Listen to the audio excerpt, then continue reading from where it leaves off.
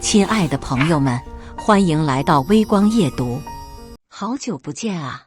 沉默女人双手抱在胸前，上下打量着他，嘴角带着一丝若有若无的笑意。听说你现在出息了，回咱们这小县城当县长了。男人只是平静地看着他，点了点头，轻声说：“是，刚回来不久。”县长啊！他拖长了音调，声音不大，却清晰地传到了周围几桌同学的耳朵里，听起来是挺威风的。就是不知道这县长能管多少人，又能办多大的事呢？接下来开始我们本期故事，记得点击订阅并开启小铃铛。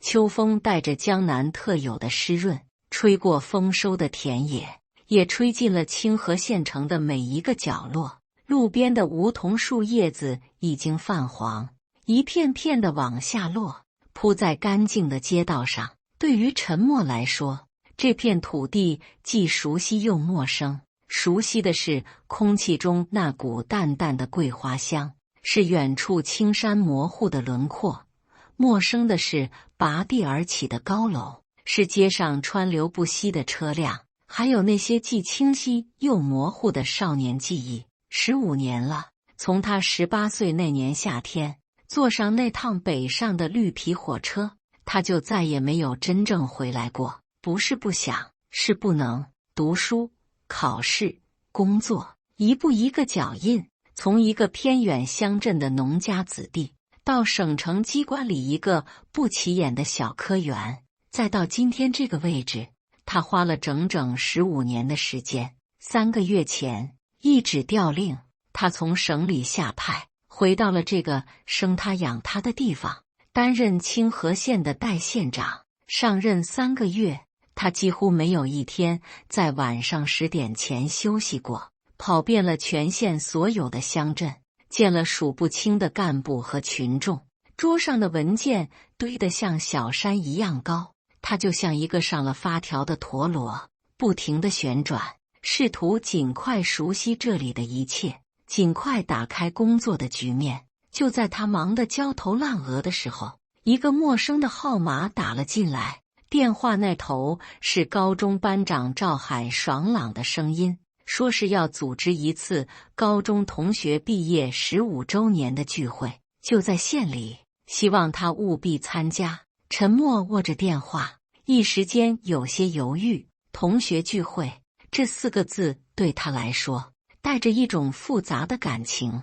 他怀念那个单纯的年代，怀念那些一起在操场上奔跑，在课堂上打瞌睡的伙伴。他又有些害怕，15年的岁月足以改变太多东西。当年的同学现在都在做什么？过得好不好？他们会怎么看待自己这个突然空降回来的县长？会不会觉得他衣锦还乡，是来炫耀的？他想起了一些尘封的往事，一些他刻意不去触碰的名字和面孔。他的心里五味杂陈，去还是不去？去了，该说什么？该做什么？是该端着县长的架子，还是该像从前一样和大家称兄道弟？秘书小张看出了他的为难，轻声说道：“县长，我觉得您应该去。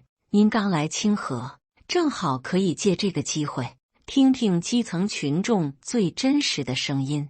您的同学来自各行各业，他们是商人，是老师，是医生。他们眼中的清河，可能和我们从报告里看到的不太一样。”小张的话点醒了陈默。是啊，这不仅仅是一次同学聚会，更是一次了解民情的好机会。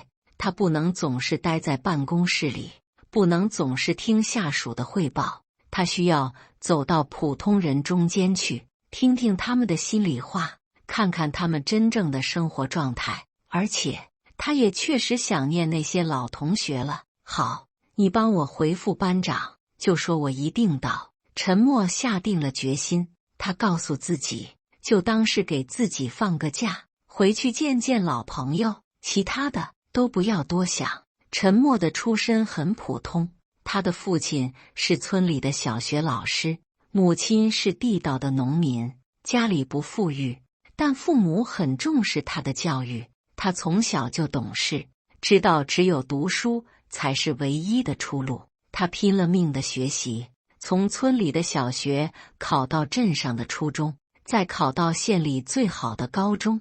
高中的3年是他人生中最刻苦，也是最难忘的岁月。他就是在那里认识了那些将要再次相见的同学。高考那年，他以全县第1的成绩考入了省城的一所名牌大学，从此离开了家乡。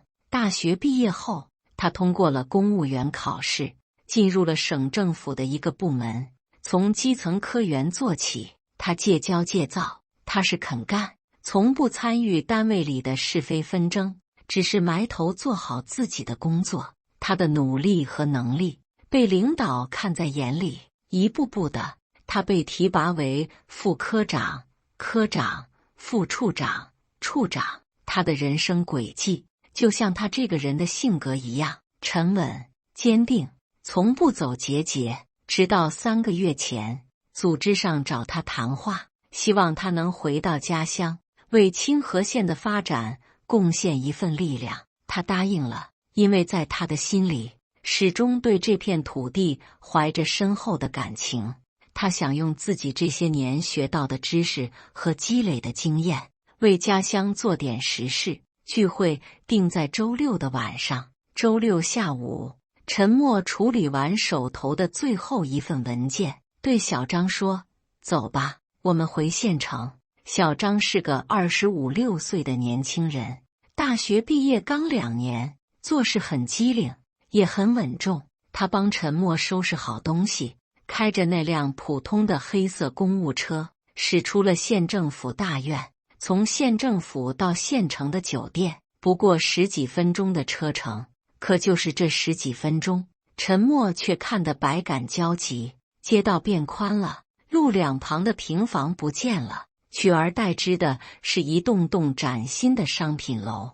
记忆中那个尘土飞扬的小县城，如今已经有了几分现代化都市的模样。变化真大啊！陈默轻声感叹。是啊，这几年清河的发展确实很快，尤其是在新城区建设和招商引资方面。小张在一旁介绍道。陈默点了点头，没有再说话。他知道这些表面的繁华背后还有很多不为人知的问题，比如城乡发展不平衡，比如产业结构单一，比如环境污染问题。这些都是他接下来要面对的硬骨头。他们入住的酒店是班长赵海预定的，名叫清河大酒店，是县城里一家中档的酒店，不算豪华，但很干净整洁。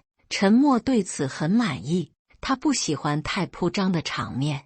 在房间里休息了一会儿，冲了个澡，换上一身干净的便装，一件简单的白色衬衫，一条深色的休闲裤，看上去就像一个普通的上班族。他特意叮嘱小张，今晚他只是陈默，不是陈县长。小张心领神会，也换上了便装。晚上6点半，两人准时来到了酒店2楼的宴会厅。赵海已经在门口等着了，看到陈默，他热情地迎了上来，给了他一个大大的拥抱。陈默，你可算来了，我还以为你当了大领导，就不认我们这些老同学了呢。赵海捶了陈默的胸口一下，笑得很大声。怎么会呢？班长召唤，我哪敢不来？陈默也笑着回应。赵海还是老样子，身材魁梧，嗓门洪亮，性格直爽。他现在在县里自己开了个小建材公司，生意做得还不错。走进包厢，里面已经坐了20、30个人，很是热闹。空气中弥漫着饭菜的香气和同学们久别重逢的欢声笑语。陈默的出现让包厢里瞬间安静了一下，所有人的目光都集中到了他的身上，有惊讶，有好奇，有审视。哟，这不是我们的大学霸陈默吗？一个声音响起。陈默循声望去，是当年的同桌王强。他现在在县一中当老师，戴着一副眼镜，看起来斯斯文文的。王强，好久不见。陈默笑着走过去，和他握了握手。很快，同学们就都围了上来，七嘴八舌地打着招呼。陈默，真是你啊！这么多年没见，一点都没变。听说你现在当县长了，真的假的？哎呀，我们班可算出人才了，以后我们可得仰仗你陈大县长了。大家的热情让陈默有些招架不住，他一一和同学们握手寒暄。这些人里，有的是县里的小公务员，有的是自己做点小生意的老板，有的是医生、老师，还有些是在家做全职太太的。15年的时间，在每个人的脸上都留下了痕迹。当年的青涩少年和天真少女，如今都已步入中年，眼神里多了几分世故和沧桑。陈默被安排在了主桌，和班长赵海以及几个当年关系比较好的同学坐在一起。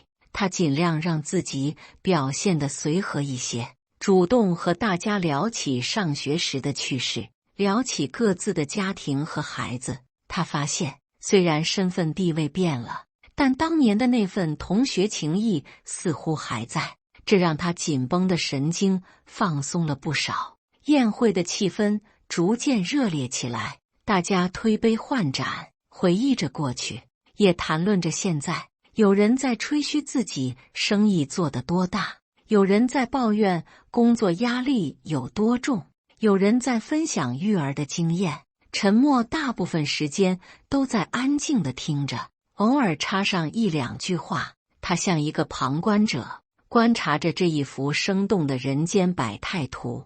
他从他们的谈话中听到了对未来的期盼，也听到了对现实的无奈，这些都是最真实的民生。就在这时，包厢的门被推开了，一个穿着时髦的女人走了进来。她画着精致的妆容，身上穿着一件裁剪得体的名牌连衣裙，手里拎着一个限量版的包包。她的出现瞬间吸引了所有人的目光。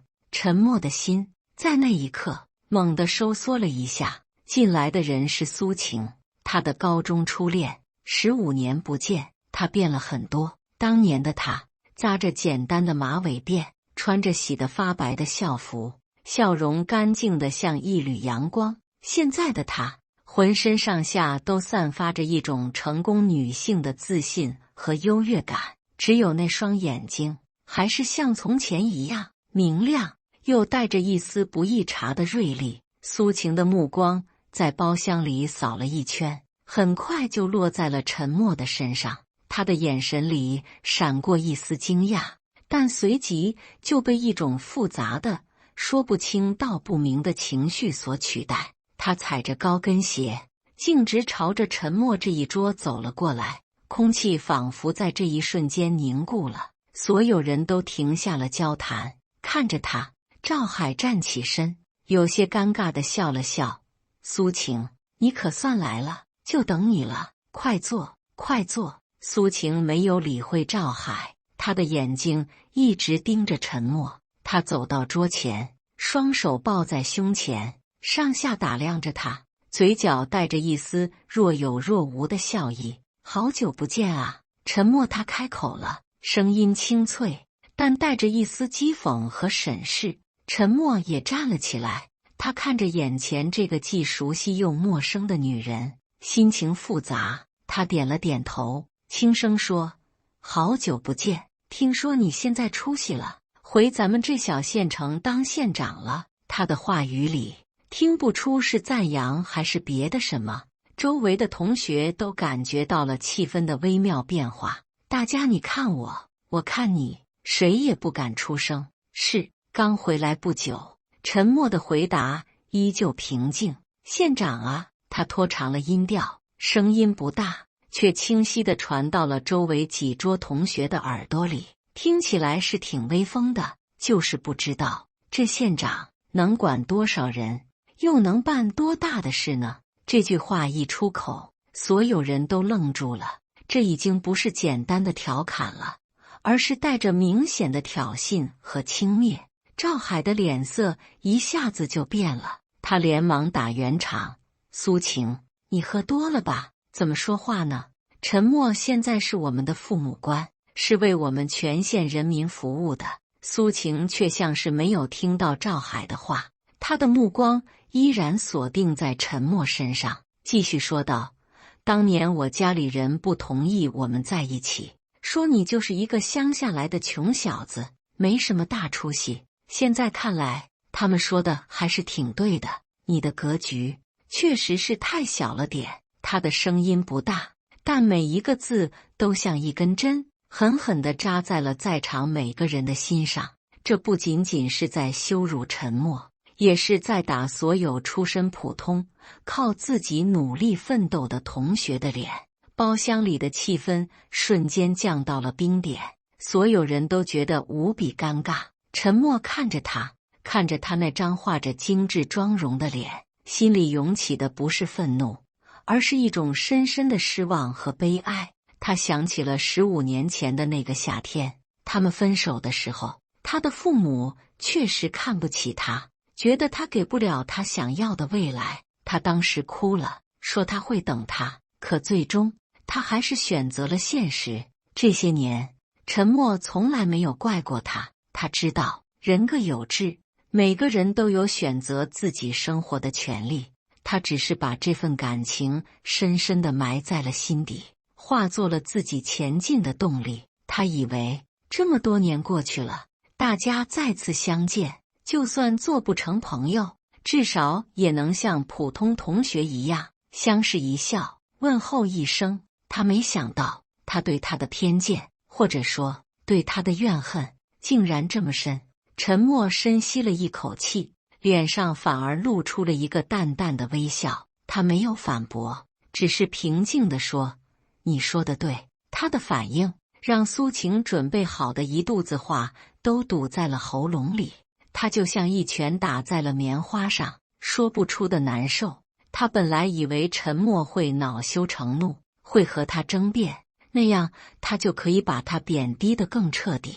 可他没有，他只是云淡风轻地接受了他所有的嘲讽。这种感觉让他觉得自己像一个跳梁小丑。周围的同学看到陈默如此大度，都松了一口气，纷纷出来打圆场：“哎呀，都是老同学，开个玩笑嘛，别当真。来来来，苏晴，快坐下，我们大家一起喝一杯。”赵海也赶紧把苏晴拉到座位上，苏晴似乎也觉得有些无趣，便顺势坐下了，但她的脸上依旧挂着不屑的表情。他瞥了一眼陈默，又开口了，声音里带着刺：“我听说你一直在省城工作，怎么突然想起来回我们这小县城了？是不是在省城混不下去了，才想着回来当个小官？好歹也是个铁饭碗。”这句话更加刻薄，连一些刚才还在看热闹的同学都听不下去了。“苏晴，你怎么说话呢？陈默能回来建设家乡，那是好事啊。就是当县长多不容易啊，那是多大的本事啊。”苏晴冷笑一声：“本事？在一个小县城里当个芝麻官，算什么本事？我跟你们说，我现在的男朋友是市里一家上市公司的副总，我们公司随便一个项目投资都比你们这县里一年的财政收入要高，这才叫格局。”他说完，得意地扬了扬下巴，仿佛在炫耀一件价值连城的珠宝。陈默始终没有再看他一眼，他端起酒杯，对身边的王强说：“来，我们喝一个，好多年没见了，你现在教书教得怎么样？学生们都还听话吧？”他完全无视了苏晴的存在，就好像他只是一个无关紧要的人。再说一些无关紧要的话，他开始和身边的同学们聊起了家常，问他们的工作，问他们的生活，问他们有什么困难。他的态度真诚，语气温和，让大家感觉很舒服。渐渐的，大家也都把苏晴晾在了一边，气氛又重新活跃了起来。只有苏晴一个人，脸色铁青地坐在那里，喝着闷酒。他精心准备的攻击，就这样被陈默轻而易星号地化解了。他感觉自己受到了前所未有的羞辱。聚会进行到一半，陈默的手机响了，他看了一眼来电显示，是县政府办公室主任打来的。他走到包厢外面，接起了电话。县长，北山镇那边突降暴雨，有几个村子可能会有山洪的危险，镇里已经启动了应急预案，正在组织村民转移。陈默的脸色瞬间变得严肃起来。情况严重吗？有没有人员伤亡？目前还没有，但是雨势很大，我们担心。我马上过去，你通知所有相关部门的负责人，立刻到县应急指挥中心开会，让北山镇的同志们一定要把保障人民群众的生命安全放在第一位。挂了电话，陈默的眉头紧紧地皱了起来。他回到包厢，拿起外套，对赵海说：“班长，不好意思，我有点紧急公务要处理，得先走一步了。”这么快就走啊？不多坐一会儿？赵海连忙起身挽留。是啊，陈默，这才刚开始呢。其他同学也纷纷劝说，实在是对不住大家，下次我做东专门请大家吃饭。陈默的语气里带着歉意。就在这时，他的手机又响了，这次是市交通局的领导打来的。陈默只好又走到一旁去接电话。陈县长，我们接到通知，明天省里有重要领导要下来视察，可能会经过我们清河县境内，有几条重点道路的安保和维护工作，需要你们县里全力配合。好的，请领导放心，我们一定做好保障工作。陈默接电话的时候，并没有刻意压低声音，包厢里的人都隐约听到了一些内容。苏晴看着他那副日理万机的样子，嘴角的嘲讽之意更浓了。他阴阳怪气地对身边的人说：“还装得挺像那么回事，谁不会接几个电话啊？找2个朋友打过来，演戏，不就是想告诉我们他这个县长有多忙、多重要吗？”他的话虽然说得小声，但还是被一些人听到了。大家面面相觑，都觉得苏晴今天实在是有些过分了。陈默打完电话，再次向大家告辞。他走到门口，准备离开，同学们都站起来送他。虽然有些遗憾，但大家也都能理解，毕竟他的身份不一样了。就在陈默的手马上要碰到门把手的时候，一直安静地坐在角落里玩手机的秘书小张突然接到了一个电话。小张的脸色在一瞬间变得非常紧张和严肃，他喂了一声，然后就一直在认真地听着。几秒钟后，他猛地站了起来，也顾不上包厢里还有这么多人，焦急地追向门口的陈默。他一边跑一边喊，声音因为着急而显得有些尖锐：“陈书记，陈书记，省委组织部的电话。说是关于明天考察的事情，方案需要做一些紧急调整。”小张的声音像一道惊雷，在嘈杂的包厢里炸响，整个世界仿佛都在这一刻被按下了暂停键。原本喧闹的包厢瞬间变得鸦雀无声，所有人都愣住了，手里端着的酒杯，嘴里还没说完的话，脸上挂着的笑容，全都僵在了那里。每个人的脑子里都在回想着小张刚才的那句话：“陈书记，省委组织部，明天的考察。”这几个词组合在一起，信息量实在太大了。在官场上混过的人，哪怕是只在门口看热闹的人，都明白这意味着什么。县长，大家会称呼他为陈县长，只有县委书记才会被称为书记，而小张口中的陈书记显然不是指县委书记，那么就只有一种可能，更何况后面还跟着省委组织部，那是什么地方？那是决定全省干部任免的最高权力机构，能让省委组织部亲自打电话来通知考察事宜的，绝不可能是区区一个县长。所有人的目光都像探照灯一样，齐刷刷地聚焦在了陈默的身上，他们的眼神里充满了震惊、疑惑和难以置信。苏晴的脸色在这一瞬间变得惨白，她手里的酒杯哐当一声掉在了地上，摔得粉碎，红色的酒液溅了她一身，她却毫无知觉。她的脑子里一片空白，只有小张那句陈书记在不断地回荡。他不是傻子，他虽然不在体制内，但也知道这意味着什么。他之前所有的嘲讽和挖苦都是建立在一个基础之上，那就是陈默只是一个他看不起的小小县长。可现在这个基础似乎已经崩塌了。陈默回过头，看到小张焦急的样子，又看到全场同学那副呆若木鸡的表情，他皱了皱眉，对小张低声说了一句：“出去说。”他的声音不大，但在这死一般寂静的包厢里却显得格外清晰。他想制止，但已经晚了。小张也意识到了自己说漏了嘴，他看了一眼满屋子震惊的同学，脸一下子就红了，紧张地站在那里，手足无措。陈默无奈地叹了口气，他知道今天这个同学聚会是没办法再低调下去了。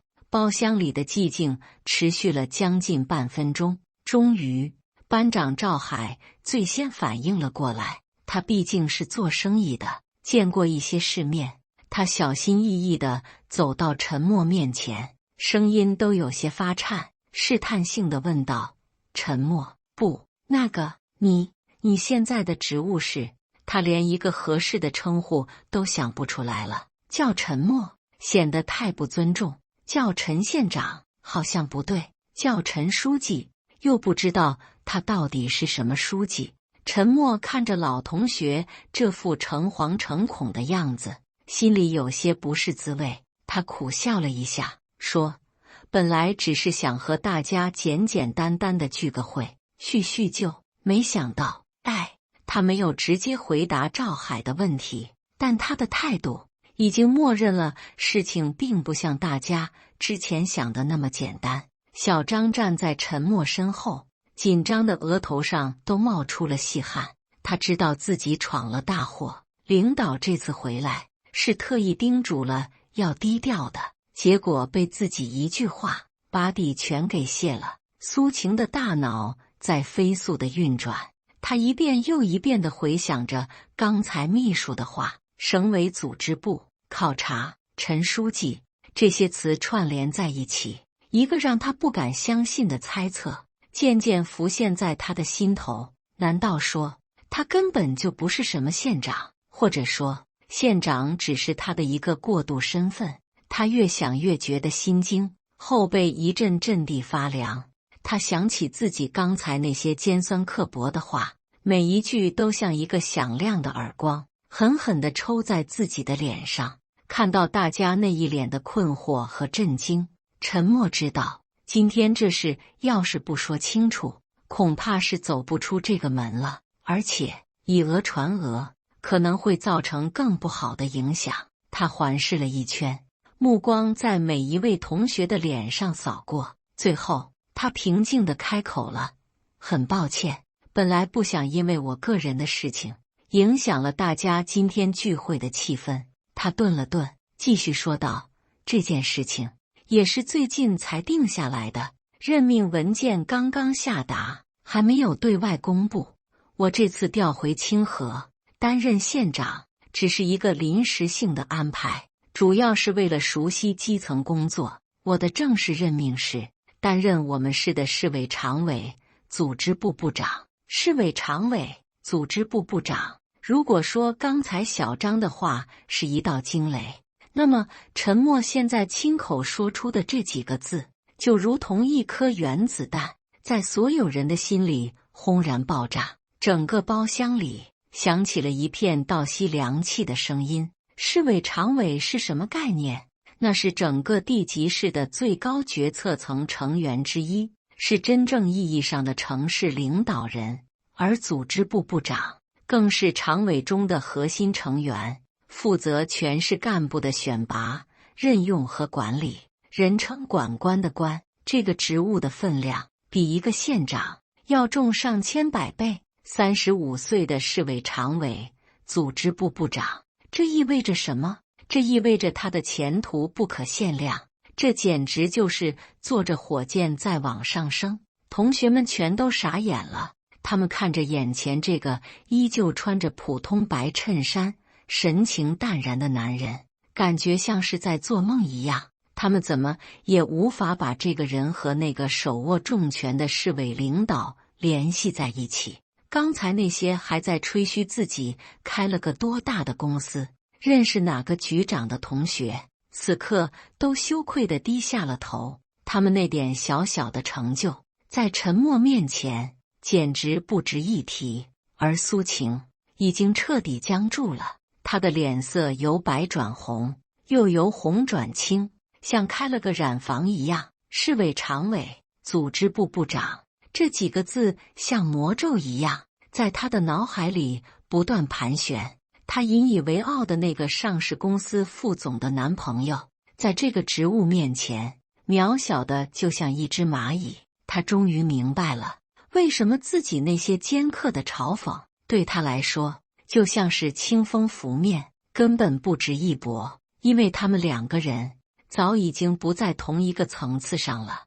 他的那些自以为是的优越感，在他看来不过是一个可笑的笑话。他想起自己说的那些话，格局太小了，在省城混不下去了。现在回想起来，是多么的讽刺。原来格局最小的是他自己。陈默看着大家震惊的表情，又补充了一句：明天省委组织部过来，确实是来考察，顺利的话可能还会有新的任命。这句话更是像一块巨石投入了平静的湖面，激起了千层巨浪。还会有新的任命？他已经是市委常委、组织部长了，再有新的任命，那会是什么？难道是……大家已经不敢再往下想了。陈默看着大家的样子，心里轻轻地叹了口气。他知道，从这一刻起，他和这些老同学之间就隔上了一层看不见的墙。那份单纯的同学情谊可能再也回不去了。他平静地说道：我的职务是什么并不重要，重要的是我们曾经在同一间教室里读过书，我们是同学。我今天来就是想见见大家，和大家聊聊天，仅此而已。他的目光转向了苏晴，苏晴此刻正低着头，恨不得找个地缝钻进去。陈默看着他，眼神里没有一丝一毫的嘲讽或者得意，只有一种淡淡的、近乎于怜悯的平静。他什么也没说，只是轻轻地点了点头，仿佛在说：过去的事情就让它过去吧。他越是这样风轻云淡，苏晴的心里就越是翻江倒海。这种无声的宽容，比任何恶毒的语言都更让他感到无地自容。包厢里的气氛变得非常微妙，同学们看着陈默的眼神已经完全变了，之前的随意和亲近消失得无影无踪，取而代之的是一种深深的敬畏和拘谨。几个人想上来敬酒，但又觉得有些唐突，伸出手又缩了回去。赵海搓着手，脸上带着既兴奋又紧张的笑容。陈部长，您看这，我们真是有眼不识泰山啊！您能来参加我们的同学聚会，真是我们天大的荣幸。陈默摆了摆手：班长，你别这么说，在我这里，你们永远是我的老同学。就在这时，苏晴突然站了起来，她端起一杯酒，走到陈默面前，头埋得很低，声音颤抖着说：“陈默，不，陈部长，我刚才对不起，是我狗眼看人低，是我胡说八道，我自罚3杯。”说完，他也不等陈默反应，就将杯中的白酒一饮而尽，接着又倒满，连续喝了3杯。喝完之后，他的脸涨得通红，眼泪也流了下来，场面变得更加尴尬了。陈默看着他，轻轻地说了一句：“都过去了，你坐下吧。”然后他再次对所有人拱了拱手：“各位同学，我真的有急事要处理，就不多留了。今天这顿饭算我的，大家吃好喝好，改天我再找机会和大家聚。”说完，他便转身带着秘书小张走出了包厢。这一次，没有人再敢挽留，所有人都站了起来，恭敬地目送着他离开。赵海一直把他送到了酒店门口，看着他的车消失在夜色中，才长长地舒了一口气，感觉自己的后背都湿透了。当赵海回到包厢时，里面依旧是一片寂静，所有人都还沉浸在巨大的震惊之中，没有回过神来。苏晴正趴在桌子上，肩膀一抽一抽地哭着。大家看着他，眼神复杂，有同情，但更多的是一种说不清的滋味。车上，小张一直在不停地道歉：“部长，对不起，我太冲动了，给您惹麻烦了。”陈默靠在座椅上，闭着眼睛，淡淡地说：“不怪你，这件事迟早大家也都会知道，只是没想到会是今天这样的场面。”他睁开眼睛，看着窗外飞速倒退的县城夜景，心里感慨万千。这座他熟悉的城市，在他离开的15年里发生了巨大的变化，而那些他曾经熟悉的人也一样。时间和他们现在所处的位置，终究还是改变了太多东西。他想起苏晴最后痛哭的样子，心里没有一丝报复的快感，只有一种淡淡的失落。他知道，他和他的青春，以及那段曾经纯真的感情，在今晚做了一个最彻底的告别。车子一路疾驰，朝着县应急指挥中心的方向开去。窗外的灯火越来越稀疏，前方的道路在夜色中显得愈发深邃。陈默知道，属于他的战场在那边，而那些关于人情世故的纷扰都将被他抛在身后。感谢大家的观看，本期故事精彩吗？欢迎大家在下方评论区吐槽。如果你喜欢这类故事，记得点击订阅微光夜读，并分享给更多的人，这会对我帮助很大。再次感谢大家的观看。